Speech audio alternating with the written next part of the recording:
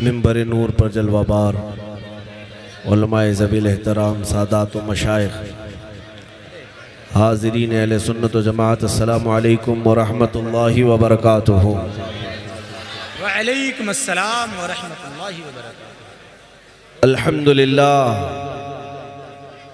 अल्हम्दुलिल्लाहिल हन्नानिल mannan अल्लज़ी खलक़ल इंसान व अल्लमहुल बयान वस्सलातु वस्सलामु अला रसूलिही सय्यिदिल इंसि वल जान व अला आलिही व अस्हाबिही ज़विल खैरि वल इहसान, अम्मा बअद। फ़अऊज़ु बिल्लाहि मिनश शैतानिर रजीम, बिस्मिल्लाहिर रहमानिर रहीम। युरीदूना लियुत्फ़िऊ नूरल्लाहि बिअफ़वाहिहिम वल्लाहु मुतिम्मु नूरिही वलौ करिहल काफ़िरून। सदक़ल्लाहु मौलानल अज़ीम व बल्लगना रसूलुहुन नबियुल अमीनुल मतीनुल मुख्तारुल करीम व नहनु अला ज़ालिका मिनश शाहिदीन वश्शाकिरीन वल्हम्दुलिल्लाहि रब्बिल आलमीन। बारगाह रिसालत मुआब सल्लल्लाहु तआला अलैहि वसल्लम में दुरूद पाक का हदिया पेश करें। अल्लाहुम्मा सल्लि अला सय्यिदिना व मौलाना मुहम्मदिन मअदनिल जूदि वल करम व आलिही व अस्हाबिहिल किराम व इब्निहिल करीम व बारिक व सल्लिम सलातन दाइमतन सरमदन अबदा।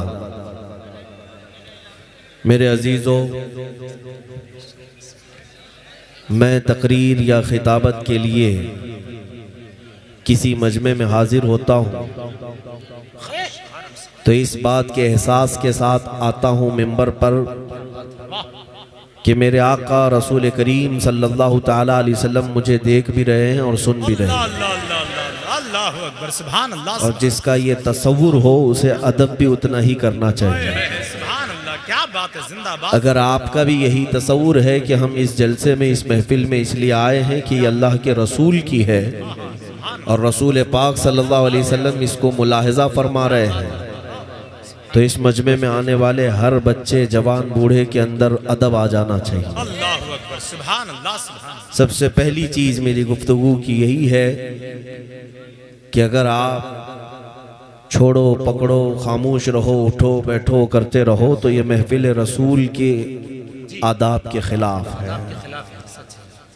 बल्कि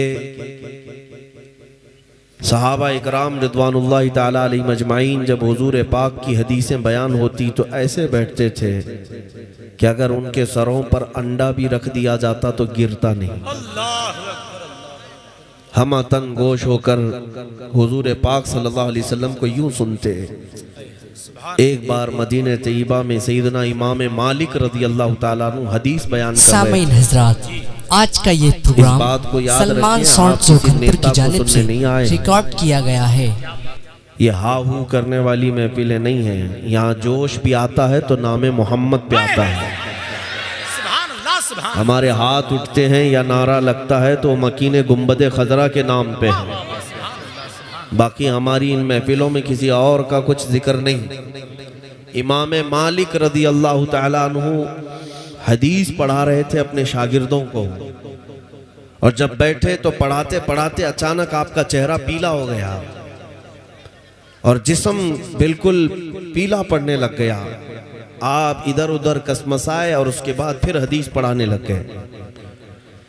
हदीस पाक पढ़ाते रहे, थोड़ी देर के बाद फिर आपके चेहरे पर जर्दी, पीलापन और जिस्म के अंदर अजीब सी कैफियत नजर आ रही। शागिर्द महसूस कर रहे थे कि कुछ तो हो रहा है। थोड़ी देर के बाद फिर आप हदीस पाक पढ़ाने लगे। 3 मरतबा आपका चेहरा पूरा बदल गया, पीला पड़ने लग गया, जिस्म पूरा अजीब कैफियत का होने लगा। जब हदीस पाक का दर्स मुकम्मल हुआ, रसूल करीम सल्लल्लाहु अलैहि वसल्लम की हदीसें बयान कर चुके, फौरन दरसगाह से उठे और अंदर की तरफ चले गए अपने हुजरे में। 2 शागिर्द भी पीछे पीछे दौड़े और जब गए इमाम मालिक ने अपना जुब्बा उठाया तो पीठ पर एक काला बिच्छू डंक मार रहा था। काला बिच्छू पीठ पर डंक मार रहा था। इमाम मालिक ने फरमाया, देखो कोई कीड़ा है, कोई डंक मार रहा है बिच्छू, उसे निकालो। शागिर्दों ने पकड़ करके निकाला। इतना जहरीला बिच्छू था और वो पीठ पर डंक मार रहा था। तो सारे लोगों को जब खबर हुई, इलाज मुआलजा हुआ, आपसे अर्ज किया हुजूर जब कोई चीज ईजा देने वाली करीब में आए तो उसे मारने का हुक्म है शरीयत में। इमाम मालिक फरमाते मुझे एहसास तो था कि मेरे पीठ पर बिच्छू डंक मार रहा है, लेकिन मैं बयान कर रहा था रसूलुल्लाह की हदीसें। अल्लाह अकबर, अल्लाह अकबर। मैंने ये सोचा कि मेरे मुस्तफ़ा की हदीस के अदब के खिलाफ ना हो जाए, इसलिए मैंने अपने पीठ पर से बिच्छू को नहीं हटाया। मेरे अजीजों, ये असलाफ हमारे हैं जिन्होंने हमें इश्क रसूल दिया है, विरासत में बारगाह रसूल का अदब दिया है। आज अगर सबसे ज्यादा अदब मेरे आका का कोई किसी जमात को करना चाहिए तो अहले सुन्नत व जमात। बहुत अच्छा, बहुत अच्छा। सुन्नियों को सबसे बड़ी ताज़ीम और तौकीर बजा लानी चाहिए। अब आओ, मैं इस जलसे के मुतालिक चंद बातें अर्ज करूंगा। आज हिंदुस्तान भर के जो हालात हैं, पहली बात मैं वजाहत भी कर दूं कि ये मिंबर जो सजाए जाते हैं वो हमारी तारीफ के लिए नहीं। ये नाजिम इजलास, नकीब इजलास या नात खां हमारा नाम अगर इस्तेमाल करते हैं तो ये अपने जिम्मेदार हैं। हम इसकी ना ख्वाहिश रखते हैं और ना ही मैं इसको पसंद रखता हूँ, इसलिए कि ये मिंबर मेरे मुस्तफ़ा के नाम पर सजता है। बात हो तो रसूलुल्लाह की हो, करो मद है अहले दुवल रजा, पड़े इस बला में मेरी बला, मैं गदा हूँ अपने करीम का, मेरा दीन पा रहे ना नहीं। और आला हजरत के ये इलाके में रहने वालों को ये तमाम बातें और भी ज्यादा याद होनी चाहिए। आपका ताल्लुक मरकज़ अहले सुन्नत से है। जो बात अर्ज कर रहा हूँ वो तवज्जो से सुन लें। कई लोगों के मुसलसल मैसेजेस सोशल मीडिया पर बेकरारी और बेचैनी देखी जा रही है और सब की तरफ से सवाल हमारी तरफ आते हैं कि क्या करना चाहिए, क्या करना चाहिए। कभी हुजूर पाक के नाम पर गुस्ताखी, कभी कुरान पाक को लेकर इस्लाम को, मस्जिदों को, ये पूरा का पूरा एक दज्जाली निज़ाम एक्टिव हो गया है। सबके सब हाथ धोकर पीछे पड़े हैं, इनका टारगेट सिर्फ इस्लाम और मुसलमान है। क्या होगा हमारा? ये पूरी ताकतें झोंक देंगे अभी हिंदुस्तान में।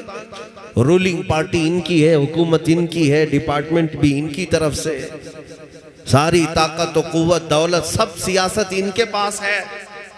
इन गरीब निहत्ते मुसलमानों का मुस्तकबिल क्या होगा?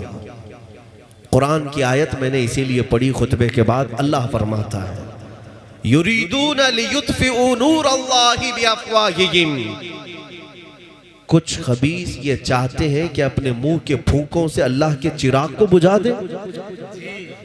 लोग ये चाहते हैं कि अपने मुंह के फूंक से अल्लाह के चिराग को बुझा दें। अल्लाह का चिराग इस्लाम है और अल्लाह फरमाता है वल्लाहु मुतिम्मु नूरिही, और अल्लाह अपने नूर को मुकम्मल करके रहेगा। ये दीन पूरी दुनिया पर गालिब आकर रहेगा, चाहे तुम्हें पसंद हो या ना हो। क्या बात, बेशक बेशक, सुभान अल्लाह, सुभान। नफरत में तुम कुड़ते रहो, जलते रहो, लेकिन इस्लाम की फितरत में कुदरत ने वो लचक दी है, जितना ही दबाओगे उतना ही वो उभरेगा। बेशक। ऐ मेरे गयूर नौजवानों, जो बेकरारी के आलम में जी रहे हैं, जो सरासीमगी तुम्हारे दरमियान फैली है, जो डर और खौफ के माहौल में तुम्हें आज जिस कैफियत ने मुब्तला किया है, मैं एक बात अर्ज करूंगा, कुछ नहीं होना है। इस्लाम का कुछ नहीं बिगड़ेगा, मेरे रसूल की ज़ात का कुछ नहीं होना है। एक नुक्ता भी ऐब का मेरे आका की ज़ात पर नहीं आना है, और ना ही कुरान का कोई हर्फ बदलना है, ना ही रब्बे जुल जलाल की ताकत व कुव्वत के एक हल्के जर्रे तक भी इन दुनिया के कमीनों को पहुंचना है। कुछ नहीं होना है। जो कुछ भी हो रहा है ये हमारे और तुम्हारे इम्तिहान का वक्त है जी। जो कुछ भी हो रहा है ये हमारी आजमाइश। वरना इस्लाम वो किसी खेती में उगने वाला छोटा पौधा नहीं है जिसे कोई भी पकड़ के हिला दे। इस्लाम उस अजीम दरख्त का नाम है जिसकी जड़ें तहतुस सरा में, शाखें औजे सुरैया पर है। इसका तना तो दूर की बात, इसका पत्ता नहीं हिला सकते हैं। और हर जमाने में इस्लाम को मुकाबिलों से, मुनकिरीन से और दुश्मनों से मुकाबला रहा है, लेकिन हर दौर में इस्लाम फलता फूलता रहा है। बेशक और आज भी कान खोल करके सुन ले वो जालिम, तुम पूरी ताकतें लेकर के भी मेरे इस दीन का कुछ न कर सकोगे। ज्यादा से ज्यादा हमारी गर्दनें मार सकते हो, ज्यादा से ज्यादा हमारे बच्चे मार सकते हो, ज्यादा से ज्यादा बिल्डोजर चला करके ये बिल्डिंगें तोड़ सकते हो, लेकिन एक बात याद रखना, एक चिराग बुझाओगे मौला 100 चिराग रोशन करेगा। बेशक 100 चिराग रोशन करेगा। और हमारा मामला तो ये है मेरे अजीजों, मैं डर और खौफ से तुम्हें निकालने के लिए बात कर रहा हूँ। डर और खौफ सुन्नियों को तो जेब देता भी नहीं जी। हाँ, और जिसके निगहबान आला हजरत हो और वो अपने दर्स में ये हम सबको समझाते भी हो, खौफ ना रख रजा जरा तू तो है अब्दे मुस्तफा। क्या बात। खौफ ना रख रजा जरा तू तो है अब्दे मुस्तफा, तेरे लिए अमान है, तेरे लिए अमान है। नारे तकबीर, नारे रिसालत, नारे गौसियत, मसलके आला हजरत, कलामे आला हजरत। अजीजों, सुन्नियों को तो डर जेब नहीं देता। और फिर मैं आखिरी जुमला ये इस डर और खौफ के लिए जो इस्तेमाल किया जाता है उसकी भी वजाहत कर दूं। हमारे बच्चे अब संभल चुके हैं अल्हम्दुलिल्लाह। मैंने हर शहर में आज देखा है, हिंदुस्तान भर के तकरीबन 22 स्टेट में मैं तकरीबन 4-5 महीने में जाकर आया। कई शहरों में नौजवान बच्चों को मैंने देखा है कि वो मोहम्मद अरबी का शेर जिंदा हो रहा है। नबी अकरम सल्लल्लाहु ताला अलैहि वसल्लम के गुलाम और वफादार अब बेदार हो रहे हैं। इसलिए कि दुनिया जब डराती है तो किस बात से डराती है? मौत से डराती है, फांसी से डराती है। यही चीजें हैं जो डर की हैं दुनिया में। ऐ मेरे अजीजों, क्या आप नहीं देख रहे इन बरसाती कीड़ों को? कभी मस्जिदों के बाहर आकर तलवारें लहराकर, चाकू छुरी दिखाकर डराए। और मुझे हैरत होती है उस कौम को ये तलवारें लहरा कर दिखा रहे हैं जो 1400 साल से करबला सुनती आ रही है।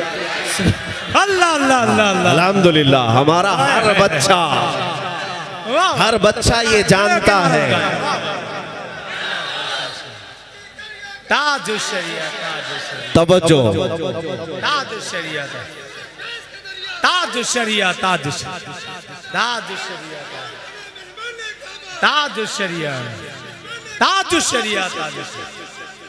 जिंदाबाद जिंदाबाद, अल्लाह अकबर। बहुत अच्छा, जिंदाबाद, सुभान अल्लाह। अब आप हजरात पूरी तकरीर सुन ले, होने के बाद सब एक साथ नारे लगे। आप लोग नारे ज्यादा लगाते हैं और जाहिर सी बात है सुन्नियों के ही यहाँ ये माहौल है कि नारे तकबीर और नारे रिसालत में हमारे यहाँ वो असर है जिसको इकबाल ने कहा था। हाँ, बात सच्ची है। वो हमारे उन्हीं जवानों का नारा है जिसके लिए इकबाल कहा था, कुफ्र दम तोड़ देगा टूटी हुई शमशीर के साथ। क्या बात है। कुफ्र दम तोड़ देगा टूटी हुई शमशीर के साथ, अगर तुम निकल आ जाओ एक बार नारे तकबीर के साथ। हाँ, ये हमारे नारों का असर है। मैं जो बात अर्ज कर रहा था आप तवज्जो से सुन लें। बहुत अच्छी। दुनिया के पास सबसे ज्यादा डराने के लिए जो चीज होती है वो मौत है। तुम्हारी मौत, तुम्हारी फांसी, तुम्हारी सजाए मौत, यही तमाम चीजें हैं। लेकिन मेरे अजीजों, नौजवानों, मेरे बच्चों, आपसे ये बात मैं अर्ज करना चाहूंगा, मौत तो आनी है, इस बात में किसी को इख्तिलाफ नहीं। आज या कल मलकुल मौत हमारे घर भी आने हैं। पाँव रगड़ कर के अपने बिस्तर पर या हॉस्पिटल पर मर जाने से तो बेहतर है मेरे मुस्तफ़ा की इज्जत पर कुर्बान हो जाए। इससे बेहतर मौत क्या हो सकती है?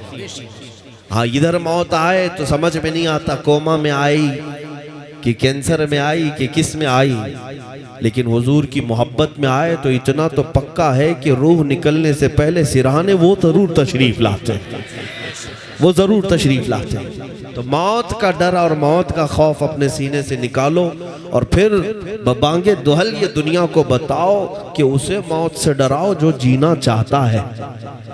जिसे जीने का शौक है उसे मौत से डराना चाहिए। और हम तो रोज रात इस इंतजार में सोते हैं कि अगर रूह निकली तो मेरे मुस्तफ़ा का दीदार हो जाए। हम कब्र में भी जाते हैं तो नबी अकरम सल्लल्लाहु ताला अलैहि वसल्लम के दीदार की गरज लेकर के जाते हैं। बहरहाल जो बात मैं अर्ज कर रहा हूँ वो तवज्जो से सुने कि इस्लाम का कुछ नहीं बिगड़ेगा, कुरान का कुछ नहीं। रसूल पाक की ज़ात का हाल तो ये है, ये हजार भौंकते रहें कुछ ना होना है, रहेगा यूं ही उनका चर्चा रहेगा, रहेगा यूं ही उनका चर्चा रहेगा। पड़े खाक हो जाएं जल जाने वाले, या रसूल अल्लाह तू घटाए से किसी के न घटा है न घटेगा, जब बढ़ाए तुझे अल्लाह ताला तेरा। मिट गए मिटते हैं मिट जाएंगे आदा तेरे, न मिटा है न मिटेगा कभी चर्चा तेरा। हुजूर पाक की जात का भी ये कुछ ना कर सकेंगे, लेकिन इतनी बात जरूर है कि तुम्हारा और हमारा इम्तिहान हो रहा है।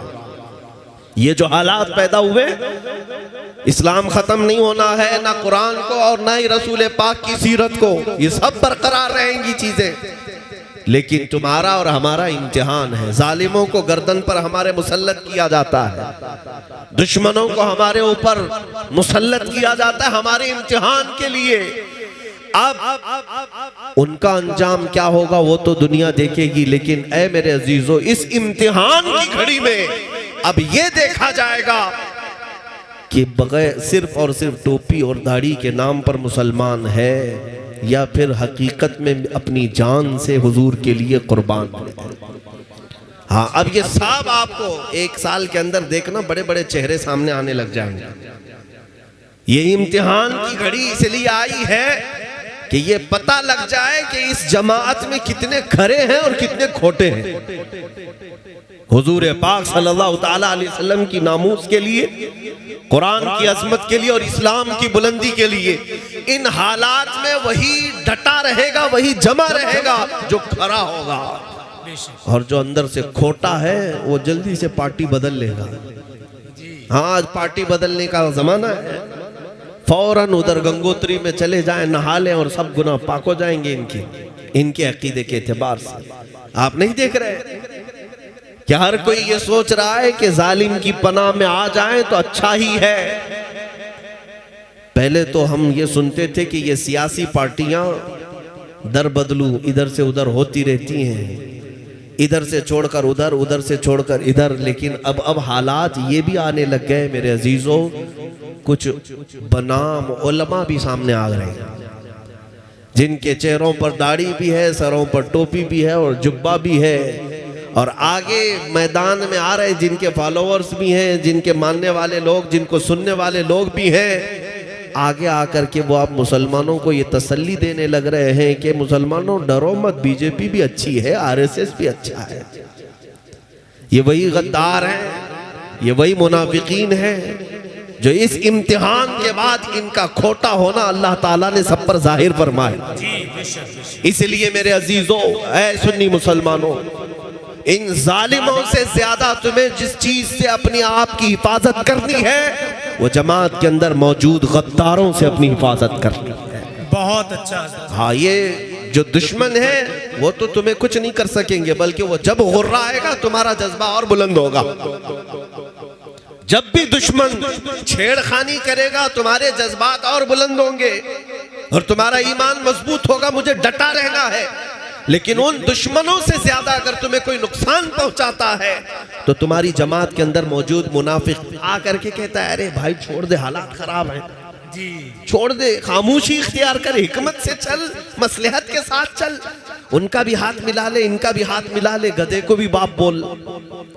ये वही लोग हैं जो तुम्हारे हौसलों को पस्त करते हैं, जो तुम्हें बुज़दिल बनाते हैं। इसलिए मेरे अजीजों, मैं आपसे कहता हूं, इन मुनाफिकीन की सोहबत में रहना तुम्हारे लिए इतना खतरनाक है, इतना खतरनाक है कि वो वक्त भी आ जाता है कि जो इन मुनाफिकीन की बुज़दिली का शिकार होता है वो ईमान से भी हाथ धो बैठता है और मेरे नबी की इज्जत पर समझौता भी कर लेता है, समझौता भी कर लेता है। ये मेरी देखी हुई बातें मैं आपके सामने अर्ज कर रहा हूं। इसलिए हालात का बहाना कोई ना बनाए।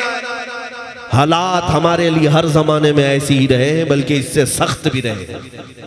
आज 5 साल भीख मांग करके आने वाली जो हुकूमतें हैं, कुर्सियां सजाई हुई बैठी हैं, इनसे अगर तुम्हें डर लगता है तो तुम्हें मैं चंद 100 साल पहले ले जाऊं, जब इस पूरे अखंड भारत पर अकबर जैसे डिक्टेटर की हुकूमत थी। अकबर बड़ा जालिम और वो मुर्तद हो चुका था और एक नया दीन कायम कर चुका था, मेरे नबी के दीन को खत्म करके। उसके एतबार से ऐलान कर चुका था कि अब दीन मुस्तफा पुराना हो चुका है, एक नया दीन शुरू होगा। वो ऐसा बादशाह जो इलेक्शन से आया नहीं, वो ऐसा बादशाह जो जमहूरियत का नहीं, बल्कि खुद साख्ता, खुद का पावर, लाखों की फौज उसके पास। उस वक्त का भारत, उस वक्त का हिंदुस्तान जिसमें पाकिस्तान, बांग्लादेश, अफगान की सरहदें, ईरान की सरहदें भी आती थी, इतना बड़ा भारत का वो अकेला बादशाह जब ये ऐलान कर दे, तब तो हालात और कितने खराब रहे होंगे। आज जो लोग कहते हैं ना हालात खराब है, उस वक्त एक जालिम की हुकूमत है, फौज उसके पास, पुलिस उसके पास। बादशाह के खिलाफ कोई कह दे बात तो वो तो मौत की सजा, फांसी पर चढ़ जाएगा। लेकिन जब नया दीन वो शुरू किया, उलमा भी थे, मदारिस भी थे, मस्जिदें भी थी। मस्जिदों में उसने अजान बंद करके सीप बजाने का हुक्म दिया था। मिंबर पर मूर्तियां रखी जाएंगी, उसके नए दीन के एतबार से। लेकिन जानते हो आज हालात खराब होने और मसलहत और हिकमत की बात करने वालों से मैं कहता हूं, चंद 100 साल पहले जाओ, उस अकबर जैसे डिक्टेटर और जालिम के जमाने में ये कह कर के उलमा खामोश नहीं बैठे कि हालात बहुत खराब है, जालिम की हुकूमत है, बल्कि उसके जुल्म के बावजूद भी मिंबर से बरसरे ऐलान एक मुजद्दिद उठता है जिसे अहमद फारूकी सरहिंदी कहा गया, और नारा भी लगाया कि अगर इस धरती पर कोई दीन बाकी रहेगा तो मुस्तफा का दीन रहेगा। इस्लाम के नाम पर जो रहेगा वो दीन मोहम्मद ही रहेगा, किसी अकबर का लाया हुआ दीन नहीं चलेगा। इस पादाश में मुजद्दिद अल-फैसानी को ग्वालियर की जेल में बंद कर दिया गया, 8 साल तक जेल में रहे। बादशाह ने उन उलमा को कैद कर दिया, तो क्या ये कैद हो जाने के बाद उनका मिशन और उनकी तहरीक बंद हो गई? नहीं, मुजद्दिद साहब 8 साल तक ग्वालियर की जेल में रहे, और जब 8 साल के बाद मुआयना करने के लिए गए तो तकरीबन 700 मुजरिम और कैदियों को तो वो आलिम बना चुके थे। वहां पर दरसे कुरान देते थे, तफसीर पढ़ाते थे, हदीस पढ़ाते थे। अरे जेल नहीं, इश्क़े रसूल का मरकज बन चुका था। हाँ, तुम अगर आशिकों को छोड़ोगे वो जहां बैठेंगे वहीं दिया रोशन करेंगे, जहां चिराग बुझाओगे, कोशिश करोगे, अल्लाह ताला वहीं से चिराग रोशन करेगा। आप इन बातों को समझें। मैं अक्सर कहा करता हूं, बरेली वाले आपके पास तारीख मौजूद है। मुरादाबाद शहर कितना दूर है आपसे? बहुत करीब है। मुरादाबाद शहर का एक मुजाहिद ऐसा जिसका नाम ताजीम से आला हजरत भी लिया करते थे, सुभान अल्लाह, वो कौन है? अल्लामा किफायत अली काफी रहमतुल्लाह अलैह। आला हजरत फरमाते हैं नात, बहुत सारे लोग नात लिखते हैं, बहुत सारे लोग हुजूर की बारगाह में अशार लिखते हैं। वक्त का मुजद्दिद इमाम अहमद रजा फाजिल बरेलवी ये फरमाते हैं, अगर मैं किसी की नातें सुनता हूं तो मेरे मरहूम भाई इमाम ज़मन हसन रजा बरेलवी की, या तो मौलाना किफायत अली काफी, सुभान अल्लाह। आला हज़रत जिनकी नातें सुनते हो वो किफायत अली काफी। हाँ, वो ऐसे ही मामूली कोई आम शख्स नहीं था, ऐसा आलिम रब्बानी के जिससे पूरे अंग्रेज थर्राते थे, खौफ खाते थे। एक बात याद रखो कि इन जालिम हुकूमतों को अगर सबसे ज्यादा डर लगता है तो हक बोलने वाले उलमा से डर लगता है। जी बेशक। बाकी ये लाखों की फौज, हजारों की तादाद से घबराते नहीं, उनको मार भी देते हैं, काट भी देते हैं, लेकिन इनको पता है एक आलिम हक बोलने वाला अगर जिंदा रहा तो फिर ये करोड़ों को बेदार कर देगा। किफायत अली काफी को इस बात के लिए अंग्रेज बार बार परेशान करते रहे कि आप हमारी हुकूमत के खिलाफ ना बोले, आप खामोश हो जाएं, हम आपको अपनी हुकूमत में ओहदा दे देंगे, हम आपको नजराने भेजा करेंगे, तोहफे भेजा करेंगे जैसे दूसरों को भेजते थे। लेकिन किफायत अली काफी वो आशिक रसूल थे, फना फिर रसूल थे। सौदेबाजी नहीं की। जानते हो एक आलिम को गिरफ्तार करने के लिए कितने अंग्रेज आए थे? 3000 अंग्रेज आए थे। इसी से अंदाजा लगता है कि रसूल पाक सल्लल्लाहु ताला अलैहि वसल्लम की बारगाह का तरबियत याफ्ता जो अदना भी होता है वो पूरी दुनिया का शेर हुआ करता है। उसे पकड़ने के लिए बहुत सारे कुत्ते आते हैं, इस बात को याद रखें। 3000 लोग आए गिरफ्तार करने के लिए और गिरफ्तार करके ले गए, वो भी यूं ही नहीं, किसी गद्दार और मुनाफिक की मुखबिरी की वजह से। हमारी जमात का कोई गद्दार था जिसने मुखबिरी करके उनको पकड़वाया। अंग्रेज लेकर के आए तो दारुल इमारत में रख करके मौलाना किफायत अली काफी को बार बार टॉर्चर करते थे, सजाएं देते, लेकिन आप टस से मस नहीं होते। हुजूर पाक की इज्जत और हुजूर पाक की नामूस की हिफाजत किसे कहते? सुनो, रात के वक्त अंग्रेज गरम स्त्री उनके जिस्म पर फेरते थे। स्त्री को गरम करके उनके जिस्म पर फेरा जाता था, प्रेस, और जब चमड़ी जल जाती थी तो जिस्म पर नमक छिड़कते थे, नमक डालते थे। अल्लामा किफायत अली काफी रहमतुल्लाह अलैह को ऐसी सजाएं दी, उसके बावजूद उन्होंने अपना नजरिया नहीं बदला, ना ही अपना कौल। वो चाहते तो पैसा भी ले लेते, ओहदा भी ले लेते, छोड़ देते, हालात खराब है। नहीं, जो सच्चा मुहिब्बे रसूल होता है वो हालात को नहीं देखता, वो गुंबद खजरा को देख रहा होता है। किफायत अली काफी रहमतुल्लाह अलैह को मुरादाबाद के चौराहे पर लाकर अंग्रेजों ने फांसी पर चढ़ाने का हुक्म दिया। ये 1857 से पहले की बात है। तवज्जो, मुरादाबाद शहर के चौराहे पर जब फांसी पर आपको चढ़ाया गया, उस वक्त भी आपकी जुबानों पर एक ही, उस जबान पर एक ही कलमा था, कोई गुल बाकी रहेगा न चमन रह जाएगा, पर रसूलुल्लाह का दीने हसन रह जाएगा। सब फना हो जाएंगे काफी वो, लेकिन हश्र तक नाम हजरत का जुबानों पर चलन रह जाएगा। वो ये नाते पाक सुना भी होगा आपने, मशहूर है। उसके बाद आपको फांसी दे दी गई। जो बात मैं कहने जा रहा हूं सुनो, अल्लामा किफायत अली काफी को फांसी देकर, ये जालिम भी मेरी बातें हर चीज कोट करते हैं, अभी मीडिया चलाएगी, देखें।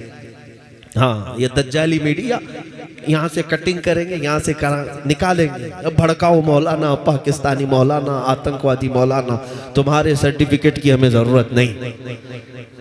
तुम चाहे दहशतगर्द बोलो, आतंकवाद बोलो, टेररिस्ट बोलो, तुम दलाल हो, जो कुछ कहना चाहो कह लो। हम जो करते हैं वो मेरे मुस्तफ़ा की इनायतों से है।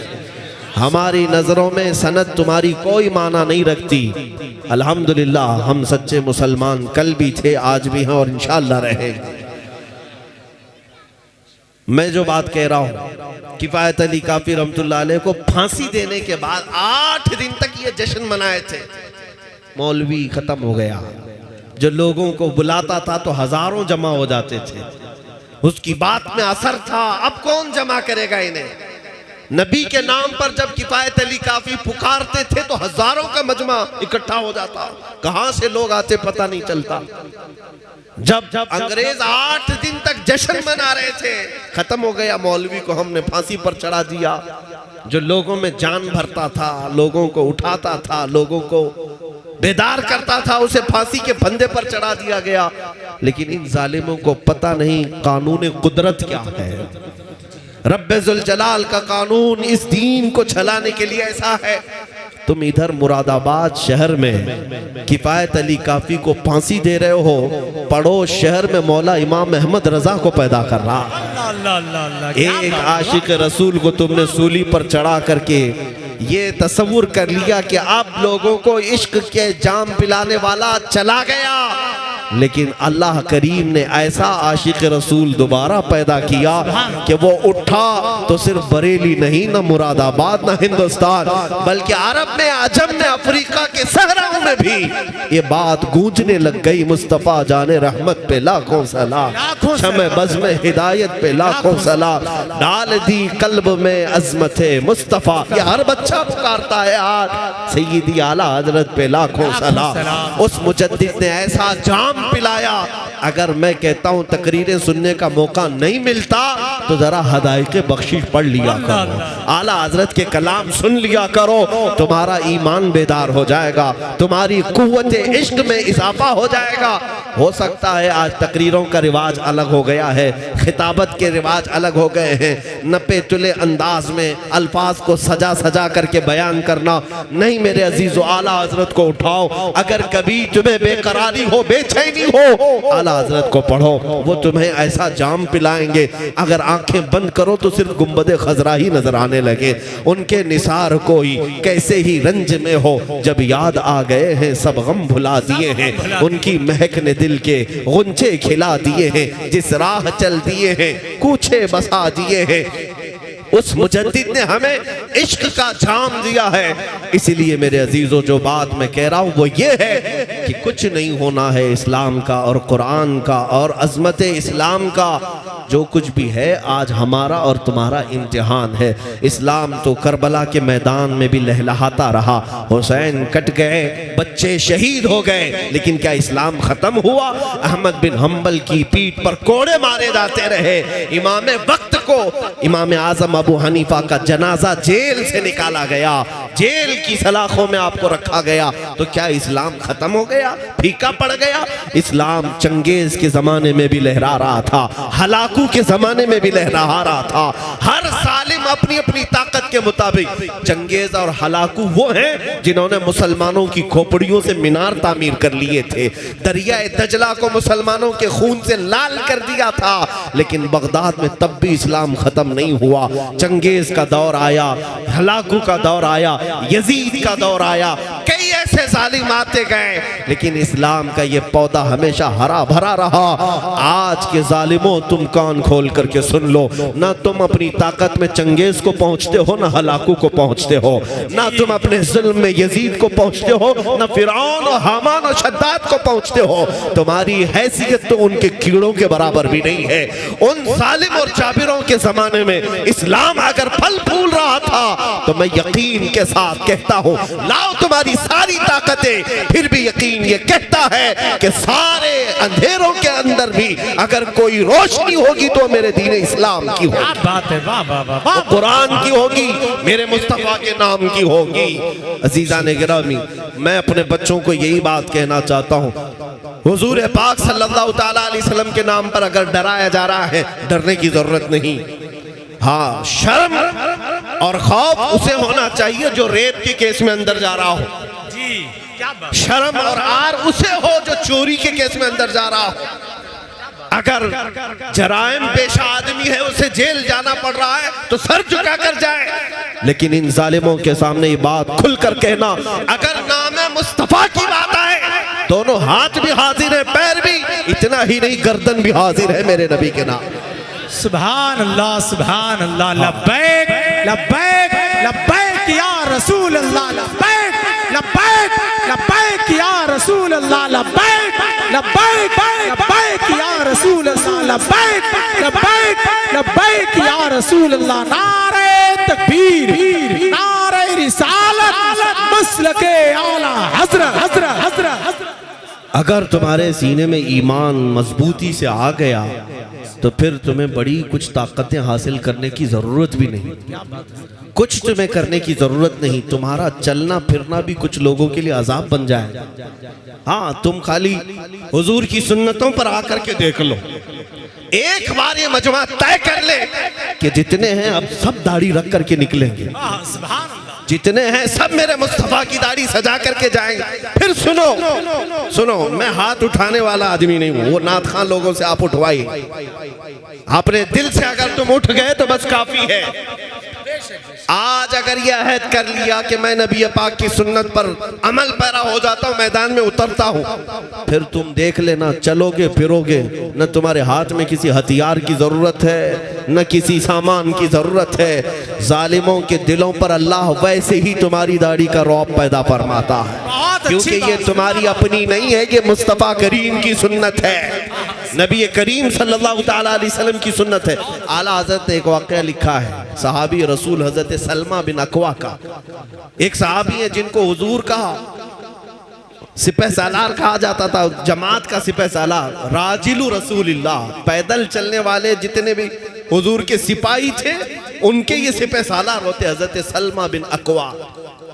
एक बार तवज्जो, मेरे आका के जो गुलाम होते हैं वो कछार के वो शेर होते हैं कि सामने की ताकतों को कभी नहीं देखते, कभी नहीं देखते। मदीने तैयबा में एक शख्स आया जिसका नाम था अब्दुर्रहमान काररी, कार्रा का रहने वाला, 400 लोगों को लेकर रात के वक्त आया और एक बागीचे में हमला किया, आग लगा दिया, दरख्त जलने लग गए और बहुत सारा वहां पर जो माल था, खजूरें, सामान, सब लूट करके भागने लगा। रात के वक्त सब सोए हुए थे और रास्ते में कोई नहीं था, सिर्फ हजरत सलमा बिन अकवा, ये एक ही साहबी थे। ये जिंदगी भर घोड़े पर सफर नहीं की, जहां जाते थे पैदल जाते थे, पैदल ही।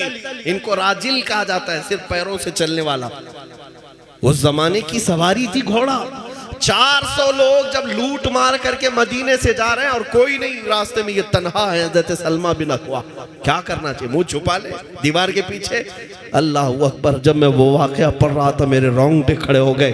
सलमा बिन अकवा अपने यहाँ जहां खड़े थे वहीं से उठ गए और कहा, इन दुश्मनों का पीछा करूंगा, एक भी खजूर अगर इनके जेब में बाकी रही मदीने की, उस वक्त तक लड़ता रहूंगा, छोड़ूंगा नहीं। निकल पड़े।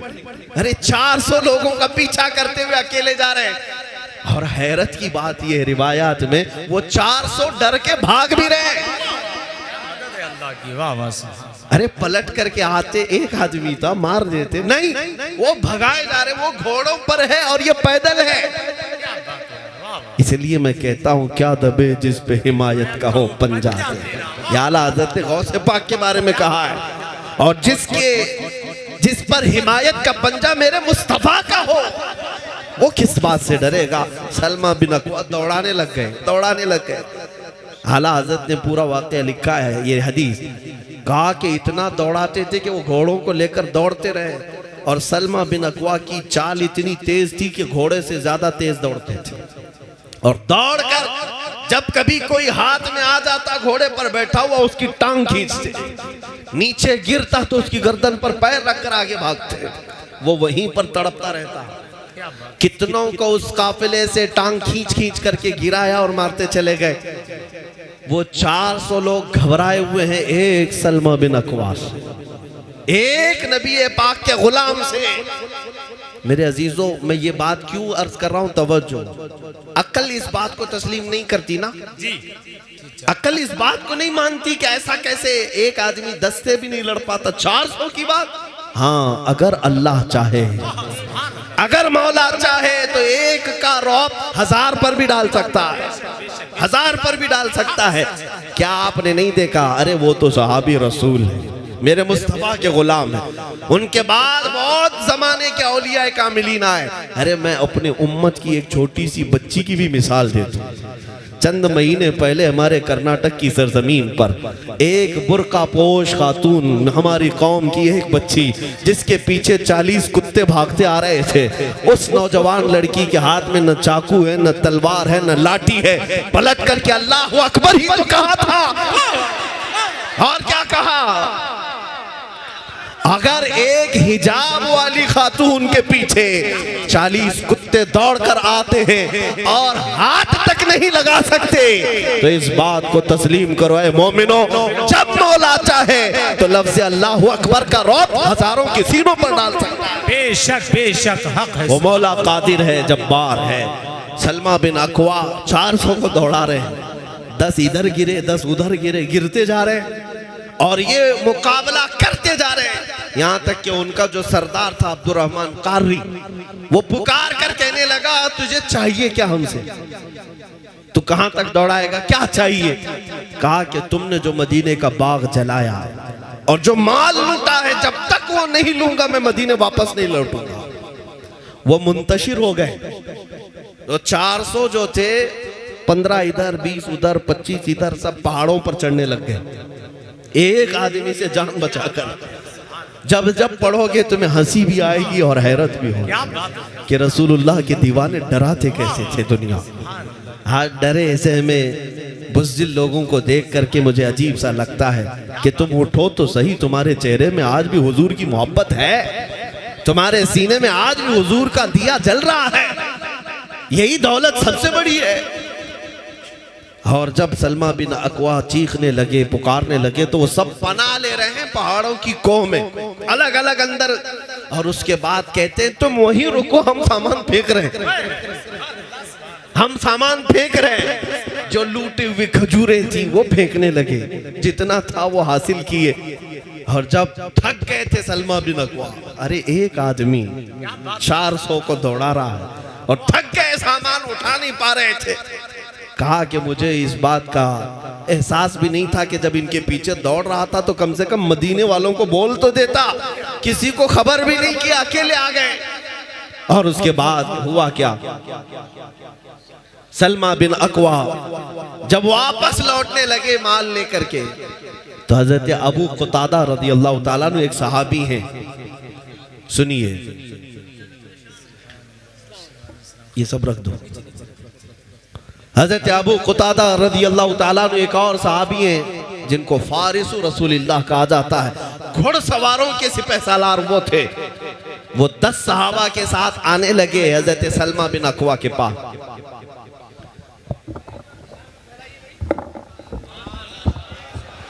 देखना है ना, जी जी, उसको पीछे कर लेना, बहुत अच्छा, उसको पीछे करिए।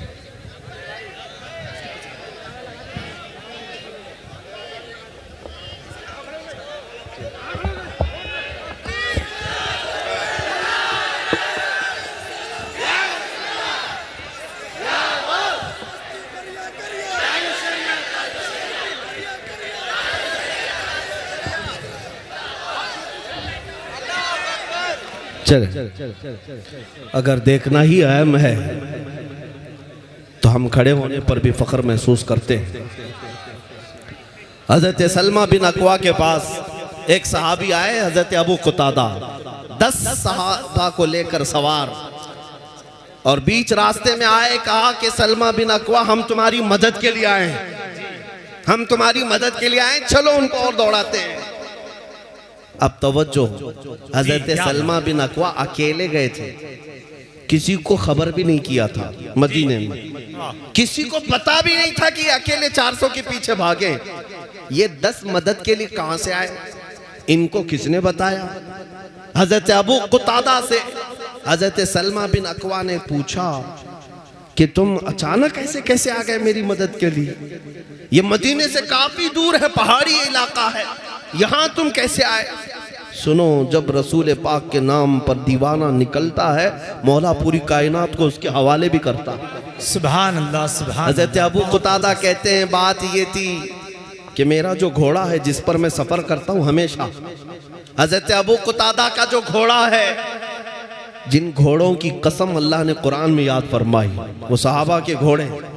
अबू क़तादा कहते मेरा घोड़ा जिस पर मैं सफ़र करता था, आज ये आया, बहुत हिनहिनाने लगा, बहुत अपने दोनों पैर उछल कूद करता था उठा उठा कर। मैंने सोचा आज तक मेरा घोड़ा ऐसा कभी किया नहीं। मैंने उसको सहलाया तो और भी धक गया, मैं उसको और करीब ले जाने की कोशिश किया तो दुम हिलाने लगा। मैंने सोचा कुछ तो बात है, तो मैंने कहा कोई बात है। घोड़ों से वो लोग बात भी करते थे। तो घोड़ा अपनी पीठ को हिलाने लगा जैसे कि सवार होने की बात कर रहा है। अबू क़तादा कहते हैं मैं समझ गया कि मेरा घोड़ा कुछ चाहता है, पानी पीना चाहता होगा, कुछ चरना चाहता होगा।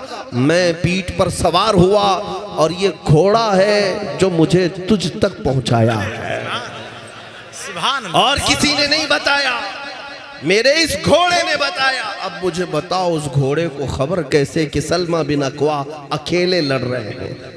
मेरे अजीज़ों, इस बात को पढ़ने के बाद हमें एहसास होता है नामों से रिसालत की हिफाजत के लिए अगर मैदान में उतरोगे तो अल्लाह हर जानवर को भी तुम्हारा मुत्तबा फरमा, बहुत अच्छा हज़रत, जिंदाबाद, जिंदाबाद, तुम्हारे लिए मुसख्खर फरमा देगा, कायनात को तुम्हारे हवाले करेगा।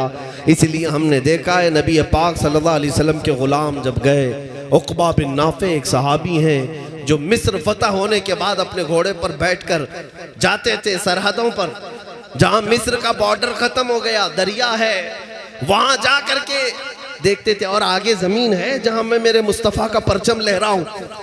जमीन खत्म हो गई, समंदर आ गया। हजरत उकबा बिन नाफे चांद की तरफ देखते थे और अपने घोड़े को एड़ लगा कर कहते थे, काश अगर मेरा घोड़ा दौड़कर चांद में जाता तो वहां पर भी मैं मेरे नबी का परचम लहराता।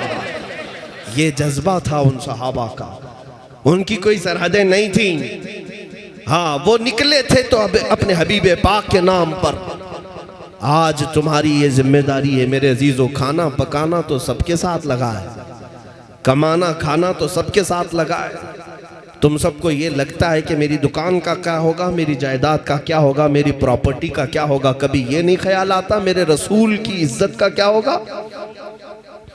अगर उनकी इज्जत महफूज है तो हमारी इज्जत महफूज है, और अगर नबी पाक की इज्जत के साथ खिलवाड़ हो रहा है तो फिर तुम्हारा भी अंजाम हमारा भी अंजाम खराब होना ही है, बुरा होगा हमारे साथ। हम इस धरती पर जीने के काबिल नहीं रह जाएंगे, अजाब आएगा, उसमें सब गिरफ्तार हो जाएंगे। इसीलिए मैं बेदार करता हूं अपने बच्चों को, ये हुजूर पाक के नाम को जो छेड़ते हैं वो ऐसी ही है जैसे करंट के तार को। आप सबके अंदर हसासियत इतनी होनी चाहिए कि रोटी कपड़ा मकान जायदाद गटर नाले बिजली इन तमाम बातों पर तो कंप्रोमाइज हो सकता है, लेकिन हुजूर की इज्जत के नाम पर कोई कंप्रोमाइज नहीं होना चाहिए। बेशक ये मुसलमान जब तक ऐसा अकीदा ना रखे वो ईमान उसका मुकम्मल भी नहीं। ला युमिनु अहदुकुम हत्ता अकूना अहब्बा इलैहि मिन वालिदिही व वलदिही वन नासी अजमाइन। तुम में से उस वक्त तक किसी का ईमान मुकम्मल नहीं जब तक वो पूरी कायनात से ज्यादा अपने रसूल से मोहब्बत न करे। बेशक बेशक, माँ बाप भाई बहन सारे इंसानों से ज्यादा हुजूर से मोहब्बत ना करे, उसका ईमान ही नहीं मुकम्मल है। बेशक बेशक। हाँ, क्या ये सब तकरीरों में बोलने के लिए रह गया? कहानियां सुनोगे तुम। जब मैदान अमल में उतरने की बात आई तो अमली तौर पर उतरो मेरे अजीजों। मदीने तैयबा की उन गलियों को याद करो कि आज ही मदीने तैयबा में एक नौजवान की शादी हुई, आज शादी हुई, अपनी दुल्हन को लेकर घर आया, सुहाग रात है आज। और सुहाग रात वो दूल्हा और दुल्हन की जिंदगी की यादगार रात, पूरी जिंदगी का एक हसीन लम्हा। लेकिन रात के वक्त जब दूल्हा अपनी दुल्हन के साथ मसरूफ था, आधी रात में मदीने की गलियों से आवाज आने लगी, मुशरिकीन मक्का मदीने पर हमला आवर हो गए और रसूलुल्लाह अपने सहाबा के साथ मैदान में निकल पड़े। ऐ नौजवानों, अपने घरों से निकलो। जब ये आवाज मदीने की गलियों में आने लगी, दूल्हा जो आज की रात का है अपनी सुहाग रात मना रहा हो, अपनी दुल्हन को बिस्तर पर छोड़ा और उठकर खड़ा हो गया। कहा है मेरी शरीक हयात अलविदा। एक रात का दूल्हा आज दुल्हन को लाया हो और उठकर खड़ा हो गया। कहा मुझे मेरे नबी के साथ जाना है, हुजूर निकल चुके मदीने से, मैं बिस्तर पर नहीं सो सकता। औरत ऐसी नहीं कि पैरों पे गिर जाए, अरे मुझे सुहागन को कहाँ अभागन बना रहे हो, कहाँ मुझे किसके हवाले छोड़ जा रहे हो, कौन पालेगा, कुछ नहीं। मदीने की खातून, उनकी आंचलों को लाखों सलाम। वो खातून उठती और कहती हैं, ये नौजवान ने कहा अगर तुम चाहो तो मुझसे तलाक ले लो या फिर अल्लाह की मर्जी पर कायम रहो, जो होगा देखा जाएगा, जंग में जा रहा हूं खेलने के लिए नहीं। बीवी दुल्हन खड़ी होती है, कहती है मेरे सरताज जाएं, आप किसी ऐरे गैरे के लिए नहीं, अल्लाह के रसूल के लिए जा रहे हैं, जाएं आप। और तलाक की बात क्यों करते हो? दुनिया की जिंदगी में तो शरीक हो ही गई हूं, आखिरत की जिंदगी से अलग क्यों करते हो?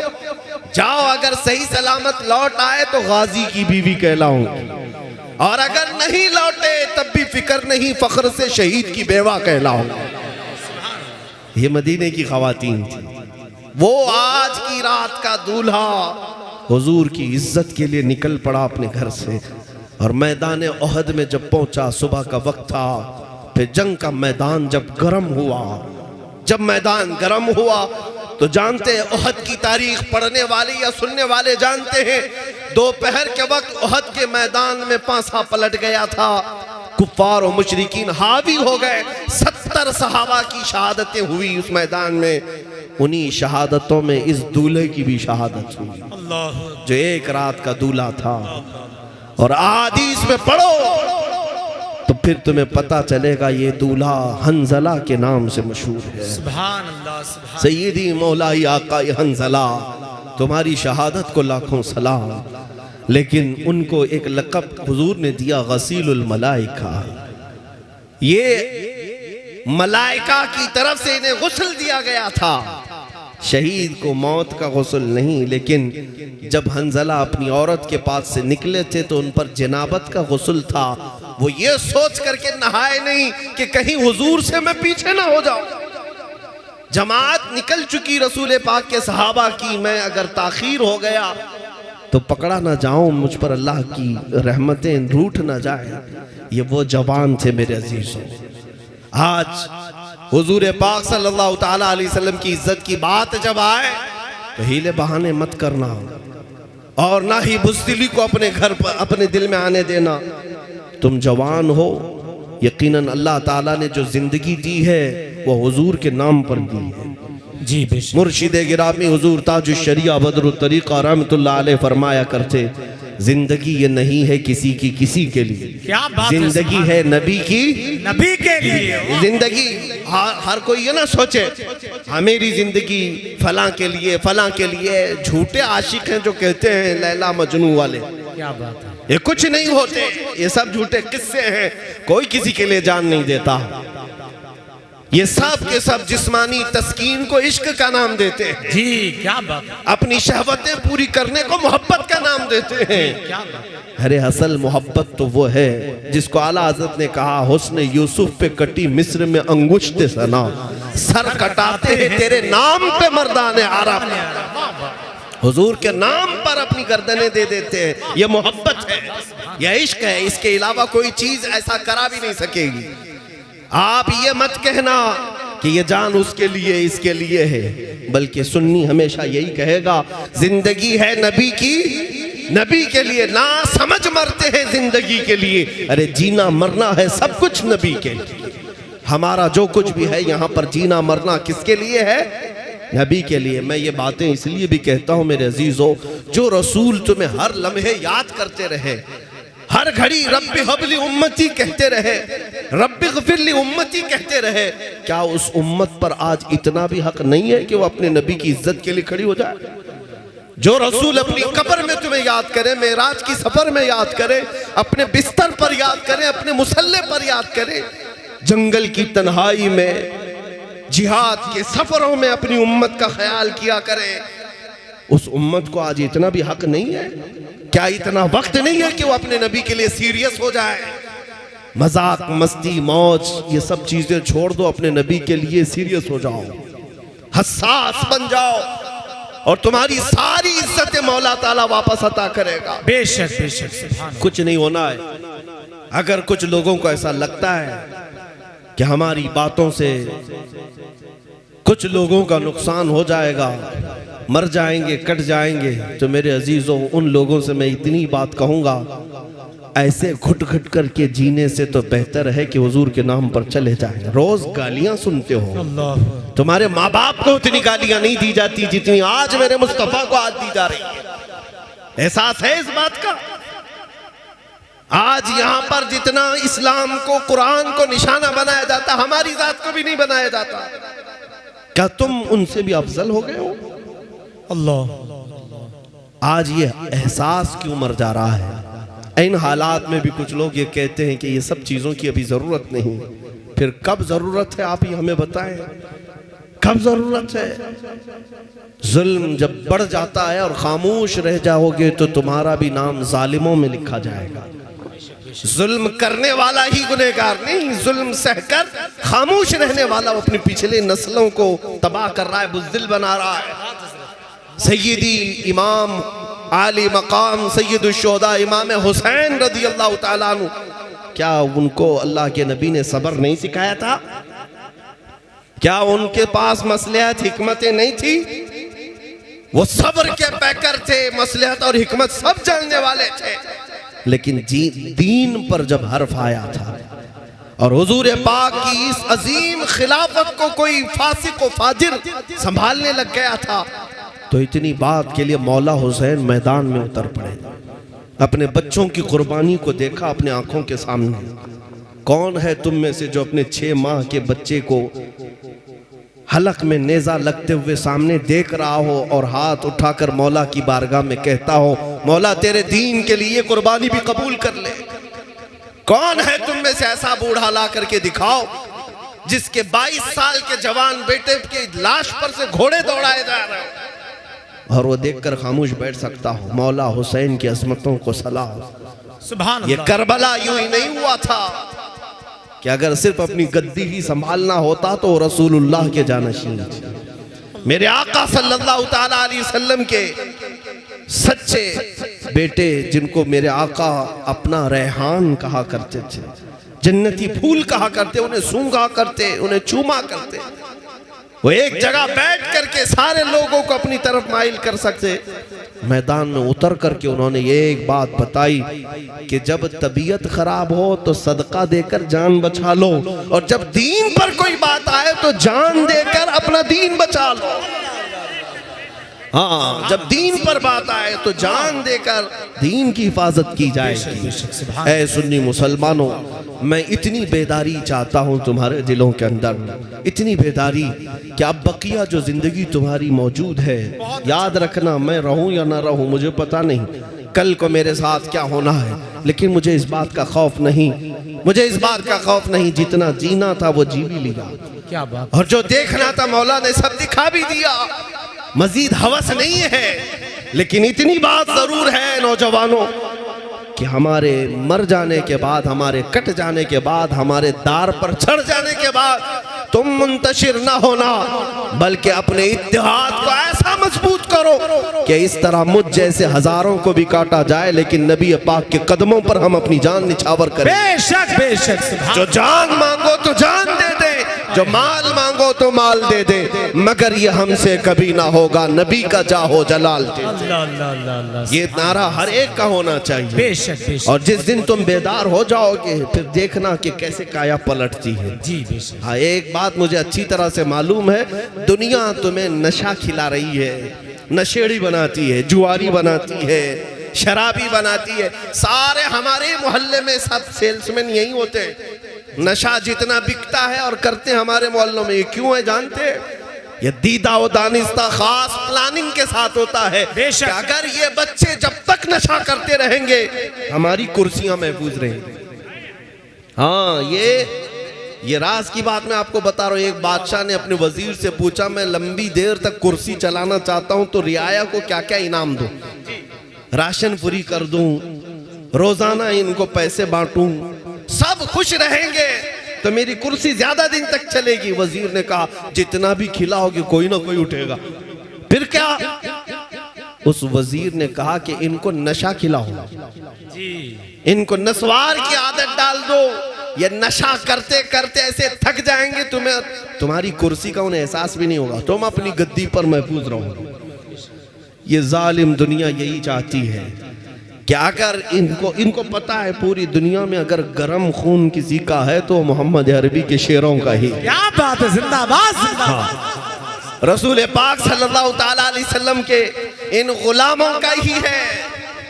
तारीख है हमारी, टल न सकते थे जंग में अगर अड़ जाते थे, पांव शेरों के भी मैदान से उखड़ जाते थे, हक से सरकश हुआ कोई तो बिगड़ जाते थे। अरे तेग क्या चीज है, हम तोप से भी लड़ जाते थे। ये तारीख है और दुनिया ये जानती है। इसलिए तुम्हें जब तक वो सुला सकती है सुलाएगी, जब तक तुम्हें गाफिल कर सकती गाफिल करेगी। फैशन के नाम पर, चरस गांजे के नाम पर, शराब जुए के नाम पर जब तक तुम सोते रहोगे दूसरों का भला है, और जिस दिन तुम ये छोड़ दिए सारी चीजें दूसरों की नींद हराम हो जाएगी। सबको पता है जब तक ये मुसलमान गाफिल है सब चैन से है। जिस दिन ये ईमानी कुव्वत के साथ आए तो पता है दुनिया को कि कैसर और किसरा ना बच सके। बड़ी बड़ी सुपर पावर ताकतों को इन्होंने घुटने टेकने पर मजबूर किया, तो आज भी अगर वो ईमानी गैरत अगर बेदार हो गई तो सबके लिए मसला बन सकता है, सबके लिए। इसलिए आज दुनिया में भी हमने देखा है, आज भी जो सुपर पावर अपने आप को कहता है वो चंद पहाड़ी मुसलमानों से खौफजदा है, पहाड़ी मुसलमानों से डरता है। क्या चीज है? कोई तो चीज होगी। इसीलिए इकबाल ने कहा है कुछ बात तो है कि मिटती नहीं हस्ती हमारी, कुछ बात तो है कि मिटती नहीं हस्ती हमारी, सदियों रहा है दुश्मन दौरे ज़मा हमारा। और इकबाल ये कहता है तौहीद की अमानत सीनों में है हमारे, आसान नहीं मिटाना नामो निशा हमारा। सुनो कान खोलकर यूनानो मिस्र रोमा सब मिट गए जहां से, यूनानो मिस्र रोमा सब मिट गए जहां से, बाकी मगर है अब तक नामो निशान हमारा। अल्हम्दुलिल्लाह ये बाकी है। इसलिए मैं नौजवानों से आज अपील करूंगा, जिन बच्चों ने आज लब्बैक के नारे लगाए, इनकी बेदारी देखा तो उम्मीदें जाग गई। उलमा का ये मेंबर सजाया तो अब सिर्फ और सिर्फ इसको फॉर्मेलिटी के तौर पर जलसे मत करो कि जलसा सजाना है, लाइट लगाना है, स्टेज सजाना है, कुछ लोगों को बुलाना है, नजराने देना है, पैसे उड़ाना है, ये फॉर्मेलिटी नहीं। बल्कि आप अगर जलसा हो तो इस नीयत के साथ कि जब जितने यहाँ पर आएंगे और सब आशिक रसूल बनकर निकलेंगे, आने वाले भी और सुनने वाले भी ये जज्बा लेकर के जाएंगे कि इस मजमे के बाद इस जलसे से उठेंगे तो ये अहद करके उठेंगे, गाने बाजे छोड़ देंगे, जुआ नशा छोड़ देंगे और जितनी गफलत थी सब छोड़ देंगे। अब जाएंगे तो जिएंगे मेरे मुस्तफ़ा के लिए जिएंगे, और ये कहते हुए सोएंगे मैं सो जाऊं या मुस्तफ़ा कहते कहते, खुले आंख मेरी सल्ले अला कहते कहते, और फिर मेरे मुस्तफ़ा को पुकार कर कहेंगे या रसूल अल्लाह थका हारा आपका गुलाम आपके दरबार में आ गया, ऐ आका ओ मौला आप मुझे अपने दरबार में कबूल कर ले। ऐ सुन्नी मुसलमानों बरेली के रहने वालों, वक्त के मुजद्दिद ने हमारे और तुम्हारे इमाम ने हमें ये सिखाया है, अगर कभी भटक भी गए, कभी कहीं गाफिल हो भी गए, वापस पलट आना, किसी और से मत कहना, उसी दरबार में पुकारना जो तुम्हारे इंतजार में है, वो दरबार रिसालत मुआब है। यूं कहना हाथ जोड़कर मैं मुजरिम हूँ आका मुझे साथ ले लो, कि रास्ते में हैं जा बजा थाने वाले, चमक तुझसे पाते हैं सब पाने वाले, मेरा दिल भी चमका दे चमकाने वाले, बरसता नहीं देख कर अब्र रहमत, बदों पर भी बरसा दे बरसाने वाले।